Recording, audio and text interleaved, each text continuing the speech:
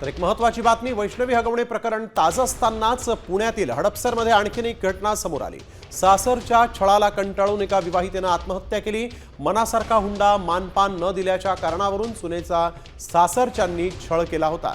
देवकी पुजारी असं आत्महत्या केलेल्या महिलेचं नाव असून या प्रकरणी सासू सासरे आणि दिराच्या विरोधात हडपसर पोलीस ठाण्यात गुन्हा दाखल करण्यात आलेला आहे।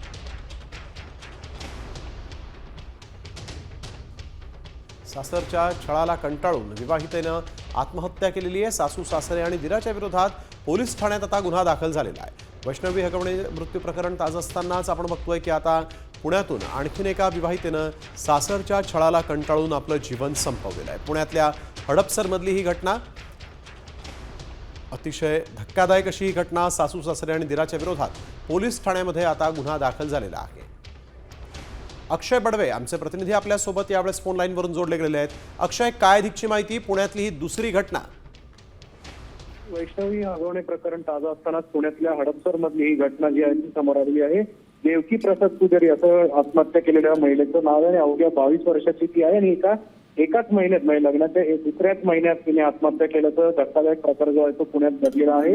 आणि खरं तर लग्नाचा हुंडा जो आहे तो देखील पुरेसा दिला असल्यानंतर सुद्धा देवकीच्या पतीने तसंच तिच्या सासरच्याने तिचा छळ केला आणि या छळाला कंटाळून अवघ्या एका महिन्यातच दीपाने स्वतःच्याच घरी म्हणजे हडपसर मधल्या घरात तिने फाशी लावून स्वतःला गळफास घेऊन आत्महत्या केली आहे। त्यामुळे आता सासरच्या सगळ्या मंडळींवर पोलिसांनी गुन्हा दाखल केलेला असून हडपसर पोलिसांमध्ये हा गुन्हा दाखल आणि पुढचा तपास सुरू आहे। अगदी एक या सगळ्या प्रकरणामध्ये अजूनपर्यंत पोलिसांनी काय कारवाई केली आहे? अटक कुणाला झालेली आहे का?